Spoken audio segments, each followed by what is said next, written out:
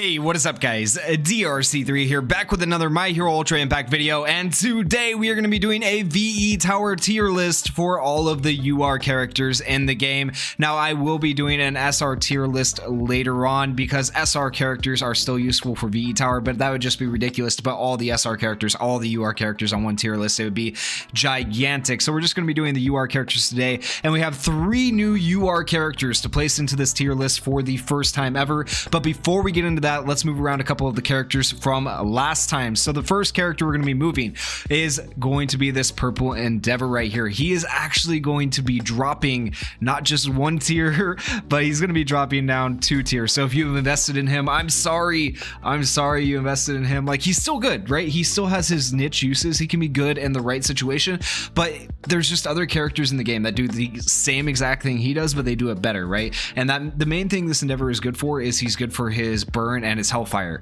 Well, guess who just came out? Mine Dobby, who also has, you know, a burn on all enemies and Hellfire and lower cooldowns. So because this guy has such a long cooldown and he's just outshined by, you know, both of the Dobbies that are in the game, he is going to be moved down to C tier, unfortunately. The next character we're going to be moving, we'll be moving Red Hawks. We're going to move him up to make up for the fact that we moved Endeavor down, and we're going to be moving him up actually to S tier. There's an argument more to have him in A tier, but the reason I'm going to put him in S tier, hear me out on this one, is because he has the most ridiculous, literally the word ridiculous only fits this character. He has the most ridiculous cooldowns in the game. He could have potentially like a 2 to 1 turn cooldown if you run the right memories on him and stuff. So this Red Hawks can fit onto pretty much any team to get your 3 turns, your 4 turns, your 5 turns, your 6 turn clears, whatever type of clear you need. This Red Hawks can be on that team and help you get that clear. So Red Hawks is really good for helping you build a team. He fits onto most teams, and that's what makes him good for VE Tower. He may not have all the fancy status elements and things that other characters have, but his cooldowns make him phenomenal for VE Tower. The next character we're going to be moving, and this character might surprise you, and it hurts me. It actually physically hurts me a little bit because I've loved this character for so long, and we knew it was coming. The scaling of the game, it was going to happen, that this character was just going to fall off his pedestal, right? But Yellow Aizawa, we are going to be moving down to B tier, as much as that pains me to say. So the reason we're moving him down to B tier is his status elements just aren't as consistent, like as compared to the new Fantasy Aizawa. Fantasy Aizawa has more consistent status elements, and he's just not going to perform as well as a lot of other characters, not even just Fantasy Aizawa, who have more consistent status elements. Even technically, I would say Vigilante Deku has more consistent status elements than Yellow Aizawa now. So Yellow Aizawa has just kind of fallen off because he only has the medium chance to land his status elements, and that's not as good as the high chance that Deku technically has with his stun, and all the chances that this Aizawa has with his bleeds and his binds and his skill seals that he has going on. So Yellow Aizawa, unfortunately, going down to B tier. The next character we're going to be moving, this is another character we're going to be moving down, guys, and that character, this might I don't want to tell you this, but I'm going to. The character we're going to be moving down is going to be Blue Hawks. So Blue Hawks is going to be going down to C tier. The reason he's going down to C tier from B tier is because he has 3 turn cooldowns, which are good, they're decent, right?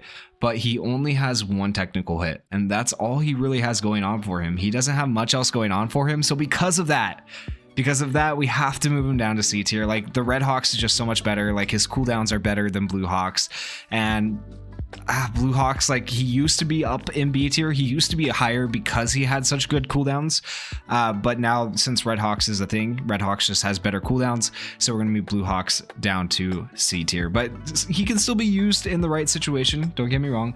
It's just, why would you use Blue Hawks when Red Hawks is a thing, right? Unless it's just something having to do with type advantage slash disadvantage, but even then in VE Tower, disadvantage doesn't really mean a ton because you can still clear most VE towers even with a type disadvantaged character. The next character we're going to be moving is Yukata Deku. Yukata Deku, I feel like I have kind of underrated since day one, realistically. And so we're going to be moving him up to C tier, and there's an argument to be made to have him in B tier potentially, but for now we're going to move him up to C tier, and this is because he has 2 4-turn cooldowns, but only if you level up his ability board. When you originally get this Deku, if you don't level up his ability board, he has a 4 and a 5-turn cooldown on his action skills, which makes him less good. But if you do level up his ability board, he does have 2 4-turn cooldowns, which is acceptable. That's good, right? And he also makes all allies ecstatic. The problem is he lacks status elements himself, and so like even though he makes allies ecstatic, even though he has decent cooldowns, he lacks the other stuff we need. And so because of that, he could be used in the right situation, and that's why we're going to put him in C tier, where he has like a niche purpose, which would be, you know, obviously giving your team or your allies plus ultra earlier than they would normally have it. The next character we're going to be moving, we are going to be moving Shinso up to A tier. And the reason we're moving Shinso up to A tier is he has 4-turn cooldowns, which is good. He has defense lowering, which not a whole lot of characters have, so that can be useful in the right circumstance in different VE towers. And he also has status elements, so he has a lot going on that helps him. Shinso has always been good, and I feel like just moving him up to A tier, he is very useful, and he can be used in a lot of different circumstances, different towers, and things like that.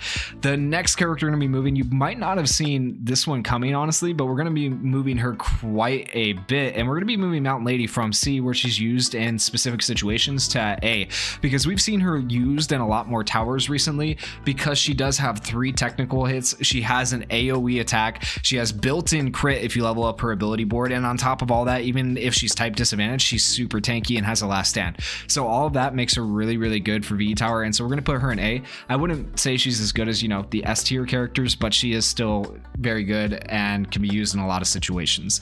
The next character we're going to be moving is free-to-play Best Jeanist. Best Jeanist, we are going to be moving from C tier also all the way up to A tier, because he has a lot of uses as well. He has status elements, he has technical hits, he has counters for extra crits. That's like a really big thing that makes him decent.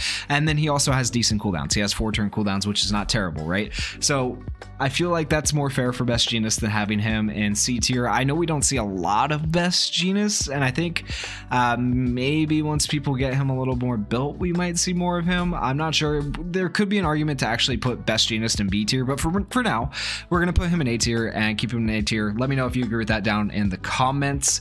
The next character we're going to be moving is Summer Uraraka. Summer Uraraka is down here in D tier, where she is rarely used, and realistically, I'm not going to lie to you guys, she's not used all that often. If you ask me, I don't really see her used too much, but there is a specific scenario in my mind where I could see her being used, and that is because she has cooldown reduction. She is one of the only characters down here in D tier that has cooldown reduction, and so I feel like that's just not fair to her, and we have to move her up to C tier, because that cooldown reduction can be very, very good actually for VE tower when you're trying to get like certain turn clears and things like that. Her action skill cooldown time does kind of hold her back still, even though she does do cooldown reduction for the whole team, so that's why she's not really going to go above C tier. The highest she'll ever probably rise is to C tier right here, but for now I'll put her in C tier because cooldown reduction is such a big thing. The next character we're going to be moving, and this one I kind of fought tooth and nail. I didn't really want to move them up, but I'm going to be moving twice up to D tier, where he's rarely used. It's super rarely used. You almost never see him used. I can't tell you the last time I saw twice used in VE tower, a top scoring team in VE tower at least, but there is an argument that he could potentially be used, because he does have, here's the things he has built-in 25% crit rate, he has technical hits, but here's the problem. He has bad cooldowns, and they get better with a cooldown memory. If you use a cooldown memory, it kind of evens them out. So if someone runs a cooldown memory on twice, you can make him work, but he's just rarely ever used. And honestly, I feel like with the things he does, because he does do crit and technical hits, there's just SRs that do the same thing that are a better option than twice. And so I don't think you're ever really going to see him used in VE tower, but we'll move him up to D, where he could be rarely used in a specific scenario if you really lack the SR that does the similar thing that twice does. The last character we're going to be moving before we get into the new characters to place is going to be Gentle Criminal. Gentle Criminal is going to be moving from D tier, where he's rarely used, because obviously he's way better than Twice, right? Like, that should be a given. And he's going to be moving up to C tier, where we have placed him, and that is because he actually has really low cooldowns. Well, not really low, but low cooldowns that are decent. He has plus Ultra Gauge raised for himself, and he also has status elements. Those things make him fairly decent. He could be used in the right situation, right? And I would say he's obviously better than Twice, so I don't feel bad at all about moving Gentle Criminal up to C tier. Now we get into the new stuff. Let's start with Mine Dobby. We'll go in order with the white-haired Dobby starting first, and we are going to be placing the new white-haired Dobby into S tier. So S tier because he could solo status elements for you in VE Tower. He automatically procs a burn, which counts as a status element. He has the Hellfire, which counts as a status element. The Hellfire does massive damage, right? So it can help you clear in the amount of turns you want to clear in. And he has super low cooldowns. He has a 3-turn cooldown, which is phenomenal. Like, he is absolutely S tier. Now, here's the part that people don't like about him, is that if you're running him in PvP and you've leveled him up too much, right? You've done all of his ability board, maybe you've even gotten him to level 130, he does too much damage in VE Tower. It's the same problem you run into with Fantasy Bakugo, where he can sometimes do too much damage in VE Tower. So you do have to be careful with his damage, but even if you leveled this character up for PvP, like if you put a lower memory on him, a memory that's not super leveled up, you can still definitely use this character in PvE just fine. And so he's definitely S tier. Like, he's very, very good, guys. The next character we're going to be placing is the new Fantasy Aizawa. And this guy is nuts. Very, very consistent compared to the Mind Aizawa. It's just like they took Mind Aizawa and upgraded him realistically and made him better. It's what you would want if, like, Mind Aizawa got a My Hero version of an EZA. This is what Fantasy Aizawa is. But anyways, Fantasy Aizawa has status elements, he has technicals, he has low cooldowns, he's just ridiculously good. And so it should be no surprise that, hey, another fantasy character is going up here in S tier for most useful. Like, this guy will be used all the time. He's not being used a ton in the current tower because he is a single target character, whereas right now in the current tower we have multiple targets, which is like why Mount Lady is really good in the current tower. But he will be good in pretty much every other tower but this one, where you don't have to target 3 targets on every single floor. So this Aizawa is still very, very good. The last character we have to place is a Vigilante Deku, and Vigilante Deku, well, let's talk about this before I tell you where I'm going to place him. He has status elements, right? He has his stun, which pretty much always lands if you land a crit and you have his ability board leveled up, where he has the medium chance, and then it becomes an even higher chance when you land a critical hit. And then he has 3 technical hits. He has built-in critical hit, and he has good cooldowns. So even though if you saw my PvP tier list and you're like, oh man, Deku did not place as high as I wanted him to, Vigilante Deku is not as good as I thought he was, well, here's your moment to shine. Here's something to make you feel a little bit better.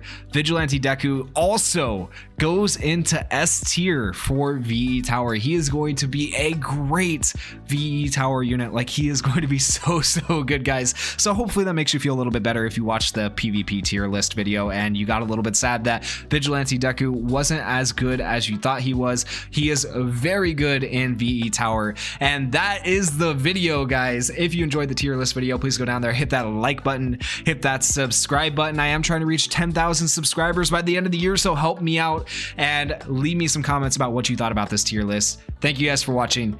Peace.